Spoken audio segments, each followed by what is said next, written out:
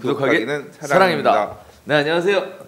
2018년 4월 3일 고품격 부동산 정보 방송 별별사에 오신 여러분을 환영합니다. 네, 고품격으로 좀 바꿔봤어요. 근데 이름 어떻게 해? 높아지고 있잖아요. 아하, 죄송합니다. 네, 아니 우리도 좀 품격을 높여야 될 것 같더라고요. 웃음소리가 너무 크다고도 하시고, 네, 뭐 상대방은 괴로운데 우리는 너무 장난처럼 방송한다는 얘기도 좀 있고.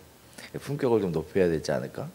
근데 사실 우리가 별별 수다, 그래서 수다 떨려고 한 건데 약간 시청자분들의 눈높이에 맞춰서 우리도 조금 고품격 별별 수다로 네 한번 맞춰보도록 하겠습니다. 자, 오늘 첫 번째 이야기부터 한번 해볼게요. 오늘 한 주간의 부동산 소식을 전해드리는 별별 이슈 한번 진행해 보도록 하겠습니다. 자, 일단은 우리 강소장님께서 재밌는 이슈를 딱 찍어갖고 오셨는데 렌트홈. 아 예. 렌트홈. 그게 뭐예요, 렌트홈? 등록 임대주택 네. 서비스? 아니야. 아무튼 민간 임대주택 등록들 네. 지금 엄청나게 하셨고 네. 또 아마도 앞으로도 계속 하실 거라고 생각하는데 네. 이제 말 그대로 주택 임대 등록, 임대주택 등록, 주택 임대 등록, 아무튼 사업자를 내고 임대주택에 하자는 얘기잖아요. 네. 이제 그렇게 되면 정부 입장에서는 이 자료들이 잡히죠. 그렇죠. 누가 네. 어느 집을 언제 임대 개시를 했고 몇 년간 임대를 놓을 거다 네. 이런 통계들이 나오잖아요. 네. 그래서 그 자료들을 다 취합해가지고 네. 한꺼번에 검색해서 볼 수 있는 사이트를 만들어서 오픈했어요. 그 사이트의 이름이 렌트홈이야. 대박. 집을 빌려라. 렌트홈. 대박. 그럼 네. 이게 한국판 에어비앤비 이렇게 되는 거예요? 에어비앤비랑은 조금 다르죠. 조금 달라요. 네, 그렇죠. 네. 에어비앤비는 네. 이제 단기 임대 쪽에 좀 맞춰져 있는 이제 그리고 민간이 하고 있는 일종의 이제 서비스라고 할 수 있고 이 렌트홈은 이제 국가에 등록하고서 주택 임대 사업자를 하는 사람들의 주택들을 이렇게 몰아놓고 보면 네. 누구한테 도움이 되겠느냐. 이게 여러 사람들한테 도움이 될 수 있을 것 같아요. 뭐 일단 네. 임대주택 등록한 임대주택 같은 경우는 장점이 있죠. 연 5% 이내에서 네. 임대료를 올릴 수 있기 때문에 네. 이 집에 들어가면 임대료가 예를 들어 전세 가격이나 그렇죠. 월세 가격이 폭등한다고 하더라도 네. 이런 임대사업자의 주택에 들어가면 네. 임대료가 네. 연 5% 이내로 안정될 거기 때문에 네. 많이 안 올려줘도 되니까 그런 집을 찾아서 임차인들을 구할 수 있겠죠. 근데 그 정보가 닫혀 있는 상황이면 우리가 이제 임대 주택을 구할 수 있는 방법이 네. 뭐가 있어요?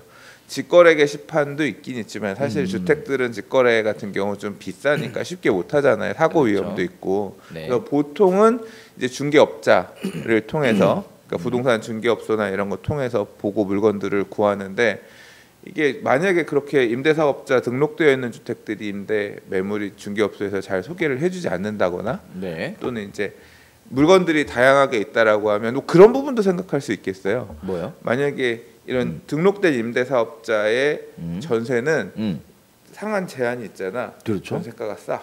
그렇죠. 그리고 딴 데는 비싸. 딴 거는 예를 들어 가격 차이가 이렇게 난다고 보면 임대 가격이 적으니까 수수료도 쌀 거 아니야. 수수료도 싸죠. 그렇겠네. 대신 네. 임차인이 안 나갈 것 같은데. 그것도 그래요. 아무튼 그걸 구할 때 우리가 보통 이제 매물 사이트나 이런 거 부동산 서비스, 정보 서비스를 활용해서 보는데 이거는 딱 이렇게 임대사업자 등록한 사람들의 현황들만 정리해서 보여주기 때문에 좀 그 정보들만 취합해서 보기에는 굉장히 효과적이지 않겠냐. 그럼 주택이 나온다는 거죠. 어느 집이 임대주택 사업에 등록되어 있는 집이다. 네. 대단하네요. 오늘 제가 가서 봤는데요. 네네. 일단은 깜짝 놀랐어요. 오. 몇 동 몇 호, 오. 무슨 아파트 몇 동 몇 호, 어? 임대주택 등록한 날짜, 개시일이 언제, 네. 몇 년 임대 이렇게 네. 딱딱 다 찍혀서 나와요. 오, 근데 어떤 거는 대박. 동호수가 나오고 어떤 건 안 나오고 그래서 살짝 이거 왜 이렇게 나오고 안 나오고가 차이는지 모르겠지만 일단 그래서 제가 아는 분들 네. 이분 임대 등록했네 누가 몇 동 몇 호 갖고 있다는 거 알잖아요. 네. 예, 확인하고 했구나. 생각보다 임대주택 등록한 분들이 많더라고요. 그래요? 예. 그래서 깜짝 놀랐어요. 근데 임대료 상한 제한이라는 것도 네. 임차인이 나간 다음에 새로운 임차인이 들어올 때는 적용 안 받는 거잖아요. 적용 받아요. 그것도 받아요. 예, 임대 등록을 하게 되면 네네. 일단 구청에 내가 이렇게 임대했습니다 신고를 해야 되기 때문에 네. 그거 기준으로 계속 내가 임대사업자를 유지하는 동안 계속 적용해 봤습니다. 아 그렇군요. 그래서 끝나고 나서 예를 들어 네. 5년 임대를 했다, 네. 8년 임대를 했다라고 네. 하면 8년 임대하고 나서 일단 사업자 풀고 임대를 비싸게 다시 놓고 이제 다시 사업자를 등록하거나 뭐 그런 식으로 가야 되지 않을까? 아, 그러니까 이게 8년 뒤 얘기죠? 그렇죠. 뭐 4년 임대 경우에는 네네. 4년 끝나고 네네. 나서 현 시가대로 올려놓고 다시 임대 놓고 다시 5% 그런 식으로 해서 이게 말 그대로 진짜 급등기라든가 급락 시즌 뭐 급락 같은 경우는 내리는 거에 대해서는 제한이 없으니까 그렇죠. 만약에 임대 가격이 다시 급등하는 시절이 온다고 하면 그런 시절에는 이렇게 지금 민간 임대 주택이랑 그렇지 않은 주택 간에 가격 갭이 좀 날 것 같고요. 특히나 신규 입주 아파트들 있잖아요. 신규 입주 아파트들 중에서 분양권 상태에서 이제 임대사업 등록하신 주택 임대사업 등록하신 분들 같은 네네. 경우는 입주할 때는 보통 입주 시점에 물량이 쏟아지는 것 때문에 임대가 가격이 좀? 디스카운트가 그렇죠. 있잖아요. 그렇게 해서 첫 시작하게 되면 가격이 이제 시장에 낮게 뭐 올라갈 수 있으니까 주의해야 되겠네요. 예, 시장가랑 시장 전세가 2년 뒤에 보통 이제 제값으로 다시 올라가는데 이렇게 임대사업자 등록하신 분들 같은 경우는 임대 가격을 제대로 못 받아서 기회비용 손실이 계속 쌓일 수도 있을 것 같아요. 이게 선순환 구조라고 본다면 임대 가격 상승을 제한함으로 인해서 서민의 주거 안정을 꾀할 수 있지만 이게 또 악순환 구조도 우려할 수 있을 것 같은데 전전세 이런 것도 활성화되겠어요. 오히려 그 부분은 법률적으로 어떻게 되는지를 조금 알아봐야 될 것 같아요. 그래요? 전전세를 못 하게는 안 할 것 같은데. 그러니까 네. 그리고 괜히 네. 세입자가 네. 전세를 얻어놓고 네. 뭐 괜히 또 좀 자기가 다시 정도로? 전전세 놓는. 근데 임대인이 동의하지 않고 전전세를 그런 식으로 놓게 되면 네. 그리고 이제 보통 전전세를 놓는다고 하더라도 월세로 놓겠죠. 왜냐하면 내가 얻어놓은 전세가보다 더 높은 금액의 전전세를 얻기는 어려울 거 아니에요. 네. 예, 금액 범위 안에서만 전전세를 놓을 수 있으니까. 그렇죠. 예, 그리고 동의를 얻어서 해야 되는 거니까. 그러니까 임대주택 사업을 등록을 한 임대인은 예를 들어 뭐 전세로 1억에 놨어요. 네. 근데 이제 가격이 많이 올라가서 살던 사람이 그걸 월세로 전환을 하면 살고 있는 사람이 월세로 전전세를 놓을 경우에 한해서는 이 임대주택에 관련된 법의 제한을 받지 않으니까 월세로 임대를 놓는 거에 대한 제한도 없는 거죠. 그럴 수 있겠죠. 그러면은 전전세에 대해서는 아마 그럴 것 같아요. 잘못하면 이것도 네. 사실 저도 그런 거 생각을 해봤거든요. 네네. 그러니까 이렇게 임대주택 사업 등록되어 있는 주택들만 네. 다 가서 네. 임차를 하는 거예요. 좀 저렴하게 입주하는 입주장에 가서 쫙 임차를 얻어. 그 다음에 말 그대로 월세로. 그럼 보유세도 부담 없잖아요. 왜 전세니까. 그렇죠. 네, 그리고 네. 월세 전환 그렇죠. 하고 그렇게 해서 그러니까 전전세 동의도 없고 예를 들자면 그 일반적인 전세 시세가 3억이야. 네. 근데 이게 지금 입주 쇼크 때문에 전세가 한 2억 4천 막 이렇게 내려왔단 말이에요. 그러면 주인한테 지금 이런 2억 입주할 때 입주 시세로 2억 4천이지만 제가 2억 5천 또는 2억 6천의 전세를 얻어 드릴게요. 대신 전전세를 허락해 주세요. 이렇게 한 다음에 2억 6천의 전세를 놓고 전전세를 놔서 월세로 돌린다든가 그걸 갖다 한 개만 하지 않고 여러 개를 뭐 이런 식으로 한다고 하면 뭐 네. 어떤 분들에게는 그게 또 뭐 네. 새로운 그 하나의 시장이 될 수도 네, 있죠. 시장이 한 될 수도 개로서는 있겠네요. 크게 수익이 안 날 수도 있지만 그렇죠. 여러 개를 뭉친다고 하면 그렇죠. 그럼 네. 가급적이면 임대료는 싸고 월세 수익을 많이 받을 수 있는 지역들이 또 각광받을 수도 있겠네요. 이제 그걸 갖다가 새로운 만약에 사업이. 임대인한테 오케이만 되면 에어비앤비 돌린다거나.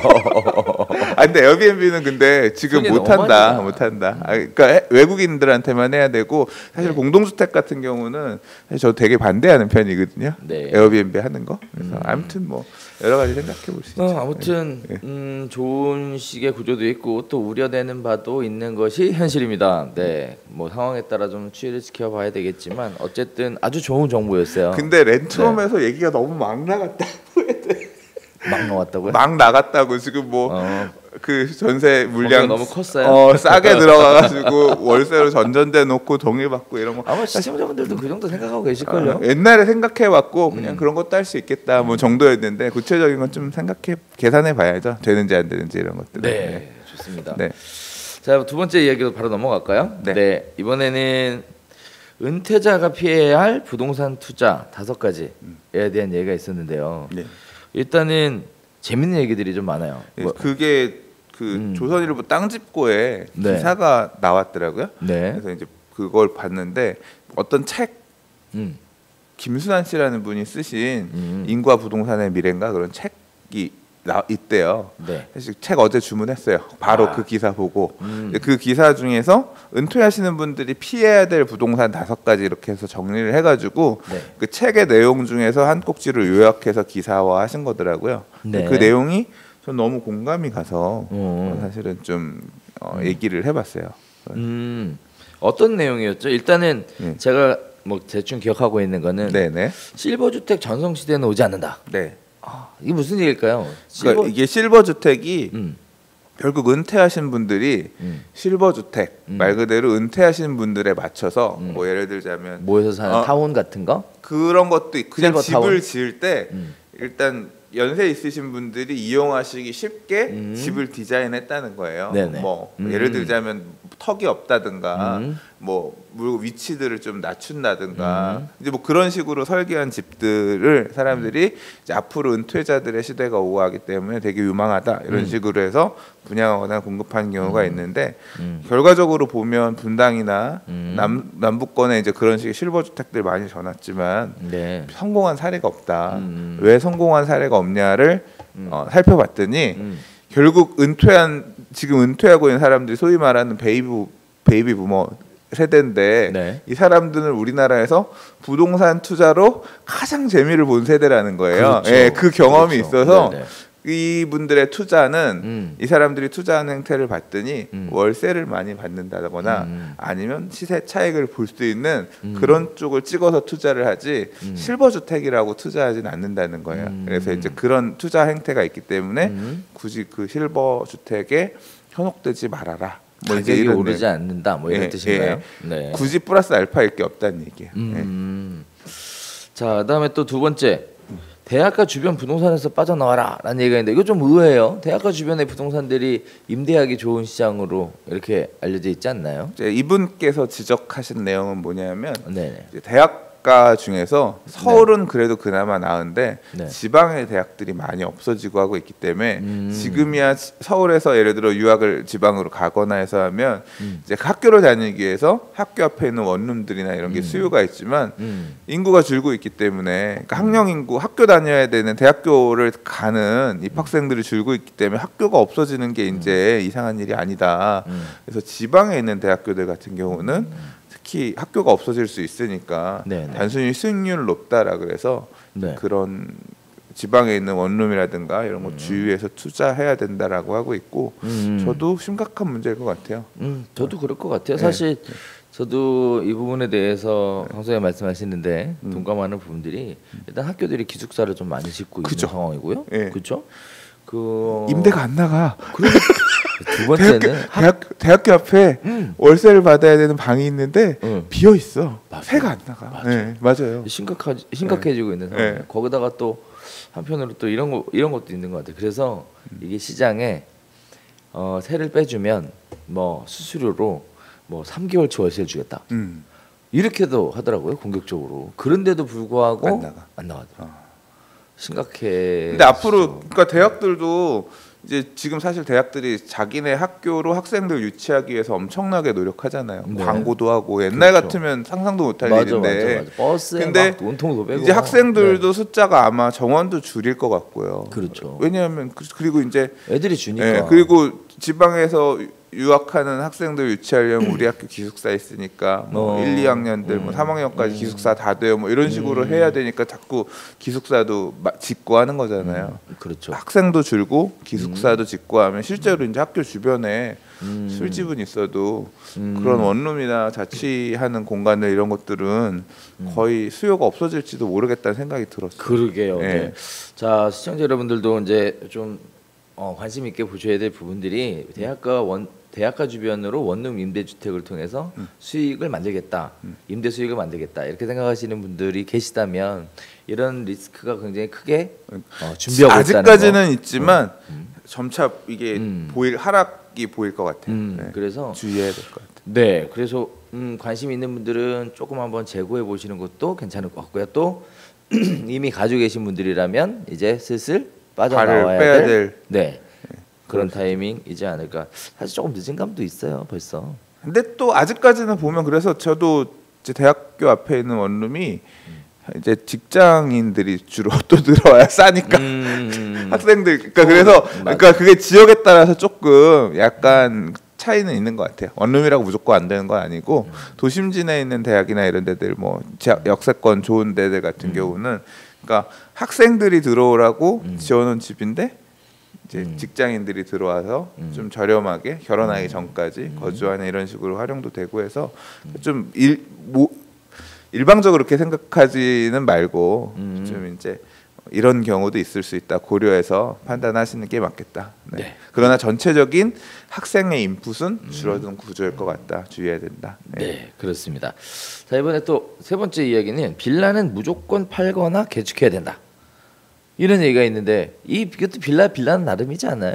그러니까 저도 사실 이 부분은 그분 주장하신 내용하고 약간 이제 생각이 약간 다른데. 그렇죠. 저는 빌라 투자로 재미를 좀 봤거든요. 그러니까 끝났대요 언제? 그러니까 빌라 같은 경우도 네. 재개발 추진하는 지역의 빌라 같은 경우는 사실 좀 개발 호재가 있는 지역의 빌라 별개의 문제고 개발이 없는 지역의 빌라도 사실은 장기적으로 놓고 보면 서울시 안에 있는 역세권 빌라들 투자해서 손해 보신 분도 있겠지만 그거는 고점에 되게 어떤 이상한 개발 호재를 믿고 비싸게 투자하신 경우만 그렇지 전세 가격에 비해서 매매가가 큰 차이가 안 나게 이렇게 빌라 투자하신 분들 소위 말하는 갭 투자 개념으로 역세권 다세대 주택들 이런 거 투자하신 분들 같은 경우는 크게 손해 본 적은 내가 볼 때는 장기적으로 보면 없어요. 다 올랐지. 왜냐하면 전세 가격이 많이 올랐거든요. 그러니까 다세대 주택의 전세 가격도 과거에 비해서 엄청나게 올랐단 말이에요. 네네. 예, 뭐 저 2003년에 제가 결혼했는데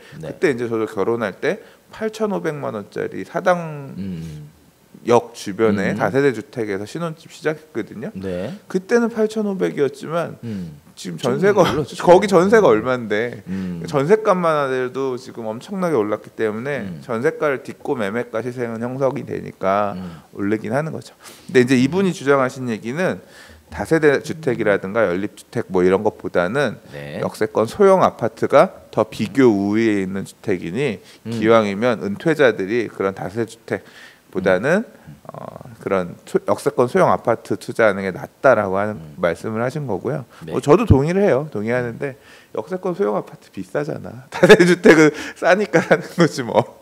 일단은 그 부분에서는 저는 조금 더 하나 더 생각해 보면 네. 일단 은퇴자잖아요. 네. 은퇴자들이 개발 호재를 기대하고 투자를 하는데 예를 들어 뭐 이미 재개발 지역 같은 경우에는 전국을 기준으로 볼 때 굉장히 극소수고요. 그죠? 그 다음에 또 하나는 개발 호재가 진행이 됐던 발표가 됐던 것들은 이미 가격이 또 많이 이미 비쌀 거고 올라 있고 그리고 또 이제 막 추진되려고 하는 지역은 또 개발 이익이 실현되는 데까지 뭐 10년 오래 걸리지. 너무 오래 봐야 되니까 물려 있지. 맞아요. 그러다 보니까 전체적인 어떤 규모에 대한 부분, 기간에 대한 부분 이런 것들로 볼 때 은퇴자가 피해야 된다라고 이렇게 생각하지 않으셨나? 그리고 이제 또 그 기사에서 보면 어떻게 얘기하셨냐면 이게 서울시 안에 있는 역세권 빌라 이런 거 중심으로 말씀하신 건 아니고요. 그러니까 이게 수도권에 빌라들을 엄청 때려줬어요. 그러니까 지난 몇 년간 빌라 공급이 너무 많았다 이거예요. 그런데 이제 지금 양극화 시장으로 어느 정도 가고 있는 모양새가 있잖아요. 그쵸? 잘 투자하지 않는다 이거죠. 그래서 이제 은퇴하신 분들이 지금 수도권 빌라라든가 이런 거 투자했다가 물릴 수도 있다. 공급이 많았기 때문에 네. 과공급이었기 때문에 이제 이런 부분에 대한 조심하라. 뭐 그런 사실 논조였습니다. 좋습니다. 네. 자, 네 번째 볼까요? 그린벨트 투자 유혹을 이겨라. 네. 그린벨트 투자 유혹. 참 많이 봤는데 저희도 보면 이렇게 카더라 통신이 참 많은 데가 또 그린벨트인 것 같아요. 그린벨트를 풀어서 주택을 공급할 수밖에 없다. 앞으로 이 정부는 주택 공급에 대한 부분이 그리고 실제로 우리가 작년에 주거복지 로드맵 발표할 때 40개 정도 공공주택지구 신규 개발하겠다. 그래서 임대주택들 공급하면서 공공주택지구 개발하면 임대아파트 넣지만 민간 분양도 넣고 공공 분양도 넣거든요. 네, 그렇죠. 그러면 이제 결국 인기 있는 지역에 그린벨트라고 하는 건 바로 서울 인접이고 길도 멀지 않잖아요. 그렇죠. 그래서 이제 그렇게 개발하면 이 동네가 그린벨트 풀어서 아파트 지을 거예요. 그럼 지금 사시면 보상이 풀리면 4-5배 먹는 거는 기본입니다. 내가 이런 식으로 사람들 옛날부터 사줘서 다들 그렇게 먹었어요. 이제 그 사례를 얘기해주면 어우 막 얘기하는데 귀가 간지러. 그걸 기획부동산 이렇게 부르는 거잖아요. 기획부동산. 기획부동산이라고 할 수도 있고 뭐 어떤 토지 투자를 잘하는 뭐 그런 분일 수도 있죠. 그러니까 그게 들으면 되게 솔깃해가지고 따라갈 수 있을 거라는 건데 이제 은퇴자들 입장에서는 그런 투자를 지양해라, 하지 말아라, 조심해라 이제 그런 말씀이세요. 그렇죠. 네. 사실 예전에도 잠깐 말씀드린 적이 있지만 기획이라고 해서 뭐 다 나쁜 건 아니에요, 그죠? 되면 대박인데 되면 대박이긴 한데 이게 안 될 가능성도 크다는 게 문제인 거지. 40개 찍어줬는데 내가 산 게 안 찍히면 요번 10년이 아니라 다음 10년 아니면 그 다음 10년에서도 갈 수 있으니까. 네. 욕심, 과욕을 부리지 말라 이렇게 생각하시면 이 얘기는 좀 딱 맞지 않을까. 그러니까 은퇴하신 분들 입장에서는 내가 그거를 받아먹을 결국 상속해줘야 되는 그런 상황이 생길 수도 있으니 그런 투자는 일단 하지 말아라. 좋습니다. 네, 5번째 볼까요? 수익형 전원주택은 과장됐을 가능성이 높다. 저도 이런 얘기 참 많이 들어요. 무슨 어떤 호수 주변에 택지를 개발을 해서 거기다 전원주택을 뭐 어마어마한 단지로 짓는데 뭐 1군 건설사가 참여를 해서 짓는다. 이거 인근 시세에 비해서 굉장히 저렴한 가격으로 분양하기 때문에 그것보다는 전원주택이란 말 자체가 베이비 부머 세대들을 혹하게 하는 매력이 있는 것 같아요. 그리고 이제 거기에다 수익형을 덧붙이면 이건 사실 개발 시행하는 디벨로퍼들이 되게 말을 잘 만든 것 같은데 전원주택을 가서 살면서 사실 이제 회귀 본능 이런 게 있다 그러잖아요. 좀 여유롭게 넉넉하게 각박한 도시 생활이 아닌 이제 이런 전원주택 생활하면서 논밭을 읽어서 발생하는 수익도 어느 정도 수익? 그렇죠. 그런 식으로 이제 수익도 하게끔 해서 이제 그런 되고? 것도 하게끔 와서 맨 땅에 헤딩하시려면 힘드니까 우리가 전원주택 단지를 조성할 때부터 이런 부분을 고려해서 했으니 오셔서 편하게 사시면서 수익도 챙기시고 하시면 됩니다. 이제 뭐 이런 개념으로 뭐 공급하는 데들이 있나 봐요. 진짜 디벨로퍼들은 대단한 것 같아요. 근데 그런 것도 조심해라. 왜냐하면 이제 그 거기서 얘기하는 수익률들이 과장되었을 수 있다. 그렇죠. 이제 그런 부분도 얘기가 있고. 맞아요. 그래서 그런 식의 수익형 그 전원주택에 대한 이야기를 참 많이 들고 들어오세요. 뭐 이런 게 있다, 이런 게 있다. 그 분양대 행사에서 많이들 들고 들어오셔서 뭐 좋은 분들 소개시켜 달라, 뭐 이런 얘기들 많이 하고 하는데 개인적으로는 가본 적도 없어요, 솔직히. 전 가봤어. 가보셨어요? 아니, 이 수익형 그러니까 전원주택 이런 거 짓는데 단지들 타운 하는데 저 가봤는데 일단은 제가 가보고 나서 느낀 결론은 있어요. 뭐요? 나는 가서 살기 싫다. 여러 가지가 이게 도시 생활하다가 가면 여러 가지가 달라. 저희 부모님도 이제 지금 귀촌하셔서 시골 사시는데 일단 도시가스 보일러가 없어. 일단 보일러 기름 보일러고 그래서 놨대요. 그래서 그러니까 그걸 논 데들은 이제 좀 그래도 도시화가 진행된 데네. 괜찮은 데네. 아니, 이게 워낙에 규모가 커서 공사에서 놨대요. 그래요? 또. 근데 개인적으로 그런 생각이 들더라고요. 좋지, 좋아. 근데 나는 안 좋아.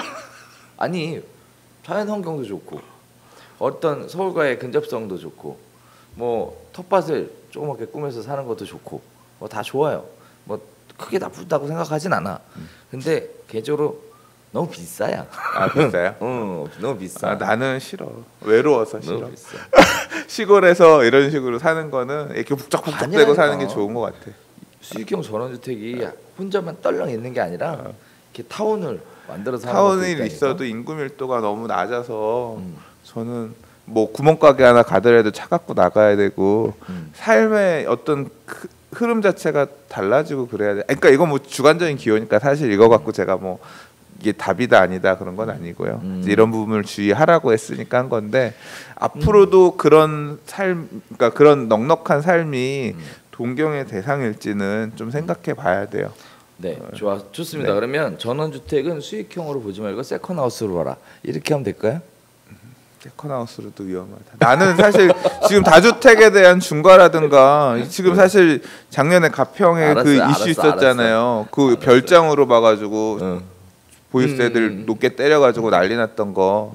이제 그런 것처럼 별장으로 세컨하우스로 움직이게 되면 그런 세제 관련해서 리스크 생기기도 하고 네. 또 다주택 중과에 대해서 다주택에 대한 보유세 부분 이런 것들 강제하기 시작하면 그 넉넉한 세컨을 하나 하기 위한 그 세컨 자체가 좀 부담으로 다가올 가능성도 있기 때문에 부담으로 다가올 가능성은 없다. 가격이 많이 안 오를 거기 때문에 양도소득세는 없다고 봐도 무관하다. 자, 이렇게 정리하고 이렇게 정리하고 오케이. 자, 그다음에 등록 임대주택. 네. 네, 요거에 관련된 얘기도 잠깐 좀 나눠주세요. 아까 했잖아. 네. 아, 그게 렌트홈하고 똑같은 거예요? 렌트홈. 아, 그 얘기였구나. 네. 알겠습니다. 네. 자, 이번에는 중요한 이슈와 테마 중에 하나인데 네. 지금 4월 1일자로부터 양도소득세 중과 이제 소득세법 개정된 게 적용이 되죠. 시행이 되죠. 그래서 2주택자는 원래 6에서 42%의 양도소득세율이었다가 16에서 52%로 3주택자는 16에서 52%였다가 26에서 62%로 정확하게 얘기를 하면 이게 소득세법에서 투기 지역이라고 지금 작년에 이제 8월 3일 날 지정했죠. 네. 투기 지역으로 지정이 되면 옛날에는 어땠냐면 60% 세율이었어요.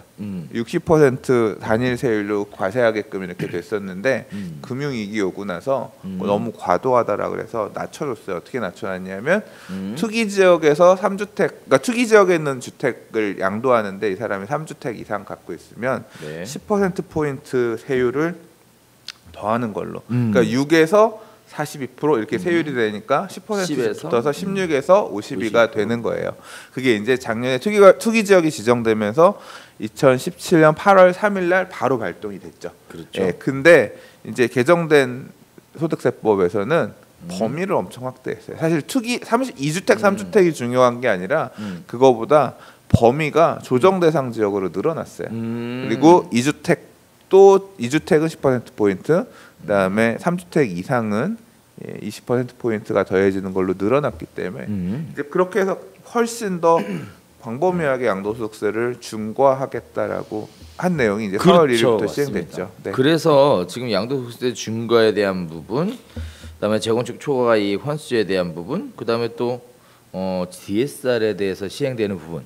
자, 이런 부분들 때문에 시장에 거래 절벽이 있다 이런 얘기들이 있고요. 또 한편으로는 그래서 매물 부족으로 가격이 상승될 것이다 이런 이야기가 지금 양쪽에 좀 팽팽한 것 같아요. 그러니까 양도소득세 중과가 본격적으로 DSR은 지난달에 시행한 거고, 그러니까 대출을 좀 더 옥죄는 걸 한 거고, 뭐 재건축 부담금 관련해서는 이제 그게 재건축 투자에 저걸로 안전진단 강화 다 포함해가지고 이제 거래 절벽의 원인이긴 했는데, 그래서 매물이 씨가 마르면서 집값이 오를 것이다 또는 아니다 조정받을 것이다 거래 급락이 오면 조정받을 것이다 의견이 팽팽하게 맞서고 있는 것 같아요. 그러니까요. 그래서 뭐 전반적으로는 여론을 몰고 가는 쪽은 호가가 내려갔다 뭐 급매물로 내놨는데 이제 뭐 안 빠지고 있다 이런 쪽으로 가고 있는 상황인 거고, 반면에 시장 쪽의 전문가들은 보기에 자칫 매물 부족으로 인해서 오히려 가격이 상승될 여지를 보여준다. 이렇게 양쪽이 팽팽하게 맞서는데 전문가적인 입장에서 전문가가 아닙니다. 잘 모르겠습니다. 뭐라고 생각하세요? 어떻게 보세요? 아니, 저는 사실 올해 얘기할 때도 그랬어요. 작년 말에 올해는 조정장이 있을 것 같다. 이게 금리 올라가는 것도 부담이고 지금 이제 지방선거 끝나고 나면 보유세액이 본격적으로 할 건데 지금은 이제 보유세액이 안 꺼내는 게 지방선거 전에 보유세액이 터뜨렸다가 두들겨 맞을까봐 얘기 안 하는 거지만 분명히 선거 끝나면 보유세액이 할 건데 그럼 늘어나는 보유세도 부담이 될 거고 지금 부동산 투자하기 위해서 좋은 하나의 이슈도 없잖아요. 물건이 줄어들 거다라고 하는 거는 효과잖아요. 영향이잖아요. 규제에 따라서 발생되는 효과인 거고 실제로 매수하는 입장에서 좋은 건 하나도 없단 말이에요. 물건 가격도 오르는 것도 마음에 안 드는데 대출을 갖다 쓰기도 되게 힘들고 대출도 엄청 촘촘해서 사실 다주택자가 더 사기는 힘들어요. 그러니까 앞으로 남아있는 매수자들은 진짜 실수요자 아니면 이미 이번 상승장에서 물건을 매도해서 현금을 쥐고 있는 이제 기존의 투자자들 중에 수익 실현한 사람들 이런 사람들 정도란 말이에요. 더 물려 있는 사람들은 투자할 여력이 없어요. 그렇죠. 투자할 여력 있으세요? 없죠. 난 없어. 없은 지 오래됐어요. 네. 없어. 근데 이게 재밌더라고요. 저도 이제 그런 식의 생각을 좀 했었거든요. 근데 제가 이제 강남 쪽에서 유명한 지역에서 부동산 하시는 분들을 몇 번 만나 뵙고 얘기를 하다 보니까 재밌는 얘기를 들었어요. 현금으로 산대요. 전세 13억, 현금 일시불. 오, 대한민국에 돈 많은 사람이 이렇게 많았더라고요. 근데 그 시장이 굉장히 차별화된 일부의 시장이잖아요. 그렇긴 하죠. 근데 전체를 다 말할 수는 없지. 그렇지. 근데 문제는 그거죠. 물량 자체가 없는데 그런 수요자들이 들어와서 거래를 하니까 이게 결국은 시세를 끌어올리는. 그 몇 개는 거래 가격으로 있을 수 있겠지만요. 그렇게 하지 못하는 사람들도 쫓아가지 못한다는 거예요. 황새가 뱁새가 황새를 쫓아가지 못해. 자, 그러면 그러니까 차별화되는 거예요. 그러면 고급 부동산 시장은 그렇게 현금 있는 사람이 질릴 수 있지만 그렇지 못한 시장은 어느 정도 한계를 두고 쫓아가겠죠. 지금 그런 장세잖아요. 소위 말하는 순환매 장세잖아요. 그러니까 정부가 강남 부동산을 왜 때려잡으려고 자꾸 강남에만 규제를 가느냐. 항상 강남이 치고 올라가면 옛날에 강남에 아크로 리버파크가 15억 했는데 또는 반포 자이가 13억 14억 했는데 네. 그 당시에 마포의 우리 대장 아파트는 8억이었다. 그때는 예를 들어 5억 정도 더 주면 갈 수 있었는데 반포의 대장이 20억, 25억으로 올라가니까 야 지금은 나랑 가격 차이가 내가 5억이 아니라 8억을 더 줘도 못 간다라고 하니까 가격이 쫓아가는 거예요. 우리도 매가를 올려야겠다. 그러니까 가격이 그런 식으로 메워지고 있는 건데 강남을 두들겨서 강남의 가격, 그러니까 재건축에도 말도 안 되는 규제를 갖다 넣어가지고 재건축도 못 가게 하고 하는 이유는 뭐냐면 강남의 아파트 가격이 꺾여서 다시 하락하는 모양새를 보이게 되면 네. 25억 하던 애가 23억이 됐네, 22억이 됐네 하면 마포의 아파트가 강남을 넘어갈 수는 없는 거예요. 야 그것도 빠졌으니까 조금 조정, 항상 대장을 두들겨서 조절을 시키려고 하는 거죠. 그런 장세. 그래서 사실은 강남의 아파트 가격이 어떻게 움직이는지를 이제 앞으로 장세에서 잘 봐야 된다고 생각하는데 네. 뭐 사실 제일 불안 요소는 저거예요. 분양 시장이에요. 신규 분양 시장이 얼마나 불이 붙고 계속 부동산 난리를 피느냐에 따라서 이제 청약 당첨 안 되고 이런 사람들이 다시 기축 시장에 새 아파트로 돌아서 말씀하신 것처럼 현금을 질러 가지고 가격들을 끌어올리기 시작하면 여전히 불안 요소로 남기는 하죠. 근데 큰 틀에서 저는 돈줄을 굉장히 타이트하게 잠궜기 때문에 그러니까 자기 자금으로만 그렇게 100% 투자할 수 있는 사람들도 제한적으로 있겠지만 그렇지 못한 수요층들은 자포자기 요새 많이 보여요. 집 사는 거 포기했습니다. 그냥 이번에 결혼한 신혼부부인데 전세로 가기로 했어요. 이번에 전세 만기돼서 집 살려고 했는데 너무 올라서 도저히 못 들어갈 것 같아요. 포기했어요. 뭐 이런 식의 글들이 요새 보이거든요. 좀 그런 흐름으로 가는 모양새이지 않겠냐라는 게 개인적인 생각이지만 올해는 조금 그러면서 전세가가 좀 받쳐주든 조정장으로 가지 않겠냐가 생각인데 제가 틀릴 가능성도 있습니다. 자, 조정장으로 간다. 네. 이렇게 보셨는데 저는 그쪽에 맞아요. 뭐 사실 저 개인적으로는 큰 변화는 없을 것으로 보여진다. 오를 거다. 현재 기조에서 큰 변화는 없을 것이다. 떨어지지도 않고 유지할 거다. 네. 그게 조정장이잖아. 뭐 글쎄요. 뭐 살짝 영향을 오를 거다. 받겠지만 약간 반등. 네, 저는 개인적으로 안 꺼질 수도 있을 것 같아요. 안 꺼질 수도 네. 있다. 사실 변수가 그거죠. 옛날에 비해서 전세가 비율이 너무 높고 2004년에 조정장은 매매가 대비 전세가 비율이 되게 낮았거든요. 그렇죠. 근데 지금 전세가 비율이 되게 높기 때문에 전세 끼고 갭 투자 뭐 이런 식으로 여전히 몇 억 정도 움직이는 사람들 움직일 수 있거든요. 일단 뭐 전 개인적으로 그냥 투자의 관점, 투자자들 때문에 이게 시장 자체가 뭐 올라간다 떨어진다 이렇게 얘기하고 싶은 상황이 아니고 사실은 실수요자들 관점에서 얘기를 하고 싶은 거예요. 뭐 물량 자체가 적은데 물량 자체가 적어서 살 사람 사야 되잖아요. 네. 근데 뭐 살 사람들이 사고 싶다 다 사는 건 아니죠. 우리처럼 사고 싶어도 못 사는 사람들이 있는가 반면 살 수 있는 여력이 있는 사람들도 있는 거잖아요. 결국은 물량도 줄고 수요도 줄고 그럼 결국은 현재 상태에서 큰 변화는 없지 않을까라는 게 이제 제 개인적인 생각인데 어쨌든 강사님 말씀하셨던 대로 청약 이쪽 시장이 큰 변수일 것 같아요. 앞으로 어떻게 영향을 미칠지 진짜 난리 날 것 같아요. 아 난리 났어요 지금. 좋은 게 너무 많아. 앞으로 나올 게. 제 주변에서도 난리 났어요 지금. 아 그래요? 네. 그래서 지금 일단 강남권에 관련된 청약에 대한 정보가 나왔는데 그것만 간단하게 정리 하나 해드리고 네 간단한 이야기 한번 나눠볼게요. 일단 4월에 서초구 서초동 우성 1차에 232세대 분양. 독수리 요영제 대장이 나옵니다. 아 그렇죠. 네, 네. 네 그다음에 강동구 상일동에 주공 6단지 864세대 분양. 마지막 분양입니다. 주공 6단지 고덕자이. 아 그렇군요. 네. 자 다음에 5월에 강남구 삼성동에 상하 2차 115세대. 네. 근데 걔는 물량이 몇 개 없어. 사실 우성도 물량이 많진 않아요. 네. 그렇죠. 네. 그다음에 7월에는 서초구 반포동에 3호 가든 3차 219세대. 네. 10월에는 서초구 서초동에 무지개 아파트 215세대. 무지개가 아까 우성 바로 맞은편. 아 그렇군요. 오 그렇군요. 자 다음에 11월에는 강남구 개포동 주공 4단지 239세대. 개포그랑자이 나올 아 거예요. 강남권 분양 물량만 해도 지금 뭐 생각보다 꽤 많은데 그렇게 그렇죠? 많진 않아요. 재건축이 네. 조합원들이 갖고 나서 남는 물량들 나오는 거라 네. 그렇게 많은 편은 아닌데 그러나 여전히 계산해 보세요. 그거 다 더해도 개포 자이 요번에 DH 자이 개포 하나도 안 돼. 물량이 그렇게 네. 많은 건 아니에요. 많은 건 아니지만 여전히 시장에 과열을 가져올 수 있을 만한 얘기는 하죠.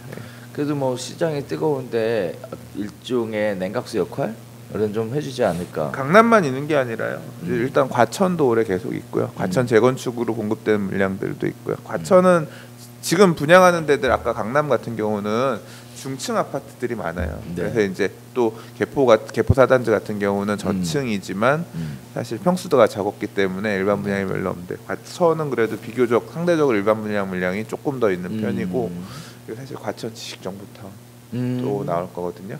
계속 있어요. 일단 과천보다 상대적으로 좀 저렴한 가격대에 나올 거라 그래서 거기도 나올 거 있고 그다음에 그러니까. 광복에 있는 뉴타운 분양 물량들도 좋은 거 나올 거 많아요. 맞아요. 그래서 지금 올해 분양 물량이 많다는 얘기가 우리가 별별수다 하면서부터 계속 이야기했었던 부분인데 일단은 개인적으로 강남권에 대한 분양 물량만 해도 벌써 약 한 700세대 정도. 그러니까 뭐 서울권 전역 그리고 수도권까지라고 본다면 정부가 얘기했던 앞으로 분양 물량이 쏟아질 겁니다라고 했던 부분들에 대해서는 일정 부분 동감하는 걸로. 인허가 실적들이 있는 거죠. 근데 이제 조합원들이 받은 거니까 실제로 이제 늘어나는 일반 공급 물량이 그렇게 많은 건 아니죠. 그렇죠. 근데 이제 조합원들이 들고 있는 거니까. 그러니까요. 자 그래서 분양에 대한 물량들이 이렇게 있으니까 뭐 저 개인적으로는 이제 뭐 한가는 얘기들이 많아요. 사실 뭐 청약이 로또 청약이다. 뭐 당첨되면 뭐 엄청나게 벌 수 있다. 근데 분양권 전매 제한 때문에 어차피 매각은 안 되는 거죠.